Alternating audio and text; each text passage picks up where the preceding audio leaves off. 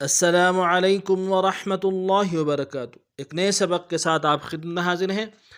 आज का जो हमारा सबक है सूरत आल इमरान, कुरान की दूसरी सूरत, पारा नंबर 3, आयत नंबर 23 से लेकर आयत नंबर 24 तक, 23 से लेकर 24 तक लफ्ज़ ब लफ्ज़ आपके सामने पेश की जाएगी। तो चलते हैं सबक की तरफ। अऊज़ु बिल्लाहि मिनश शैतानिर रजीम। बिस्मिल्लाहिर रहमानिर रहीम। अलम तरा अलम तरा इलल्लज़ीना इलल्लज़ीना अलम तरा इलल्लज़ीना ऊतू ऊतू नसीबम नसीबम ऊतू नसीबम मिनल किताबी मिनल किताबी।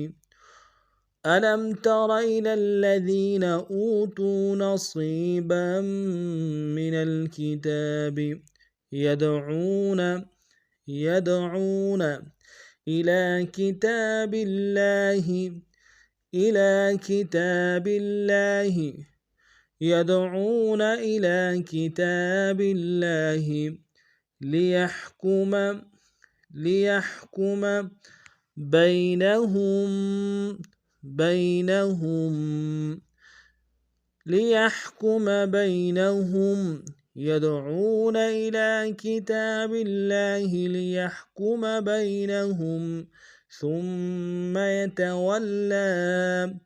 सुम्म यतवल्ला फरीक़ुम फरीक़ुम मिनहुम मिनहुम सुम्म यतवल्ला फरीक़ुम मिनहुम वहुम वहुम मुअरिज़ून मुअरिज़ून वहुम मुअरिज़ून सुम्म यतवल्ला फरीक़ुम मिनहुम वहुम मुअरिज़ून ذلك ذلك بأنهم بأنهم قالوا قالوا لن تمسنا النار لن تمسنا النار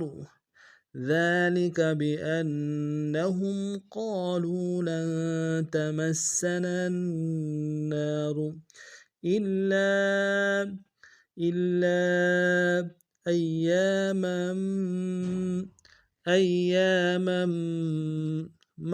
معدودات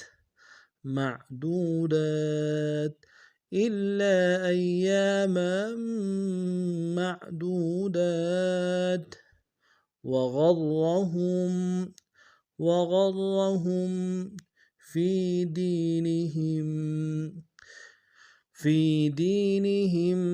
وغرهم في دينهم ما كانوا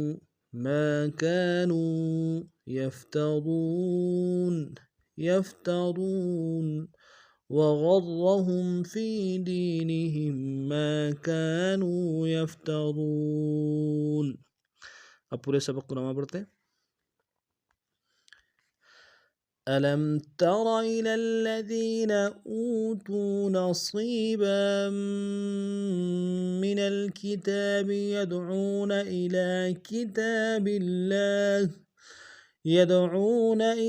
किताबिल्लाहि लियहकुम बैनहुम सुम्म यतवल्ला फरीक़ुम मिनहुम वहुम मुअरिज़ून ذلك بأنهم